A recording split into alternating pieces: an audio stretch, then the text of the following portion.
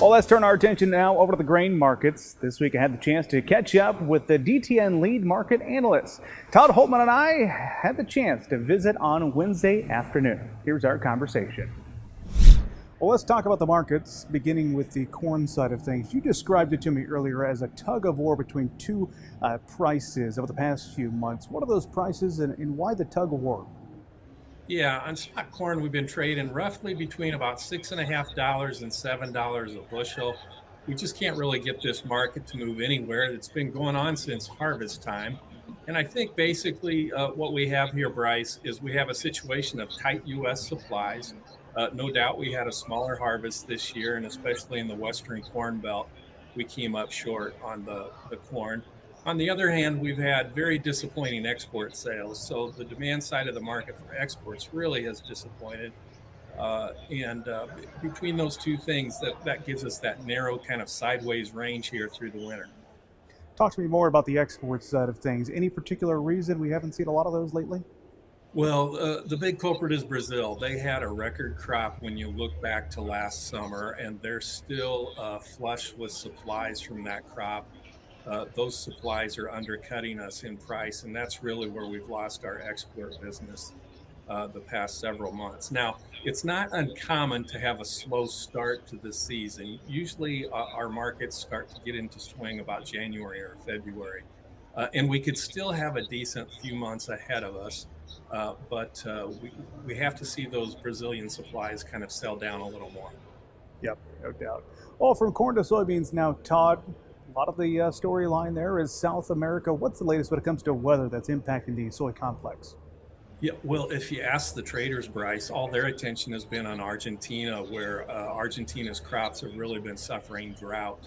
Only recently have they got some helpful rains, but I think there's no question that Argentina's soybean crop is going to be down significantly this year from where it's been the past 5 years. In the case of Brazil, the market hasn't really shown much concern until possibly here on Wednesday.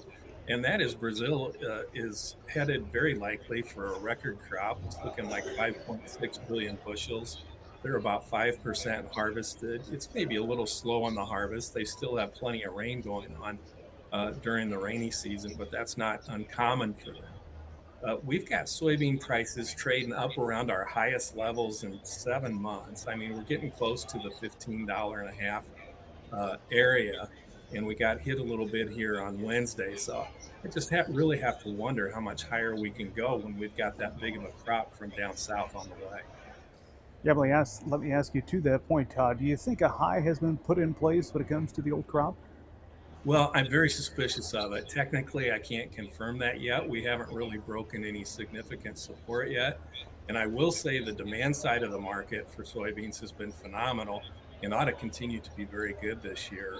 The crush margins, especially domestically, have been historically very profitable. And I think there's going to be no question that we're still going to have strong demand for our U.S. soybeans this summer, even with that Brazilian crop probably knocking off our export business. Todd, this week there was a story, some data came out about renewable diesel plants and their capacity that I think, that feeds the bulls when it comes to the soybean complex. What can you share with us about renewable diesel, where it's at today, and some of that data perhaps?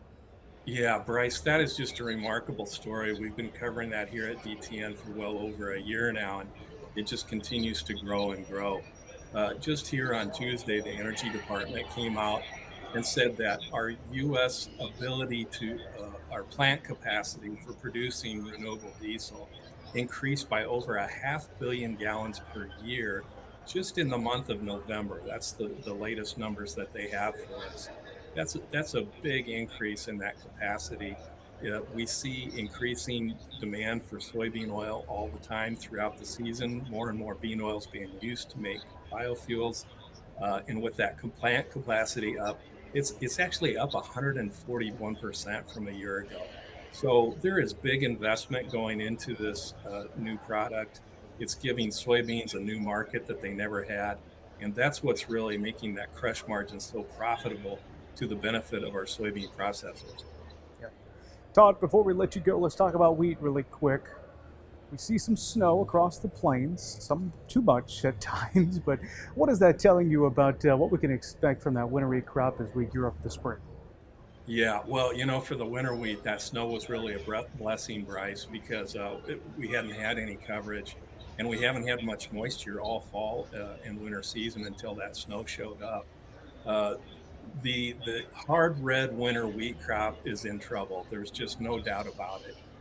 We got new crop ratings from the USDA's arm of NASS here on Monday afternoon, and from South Dakota down to Texas, we're looking at good to excellent ratings in the low 20s, and I think it was 14% in Texas.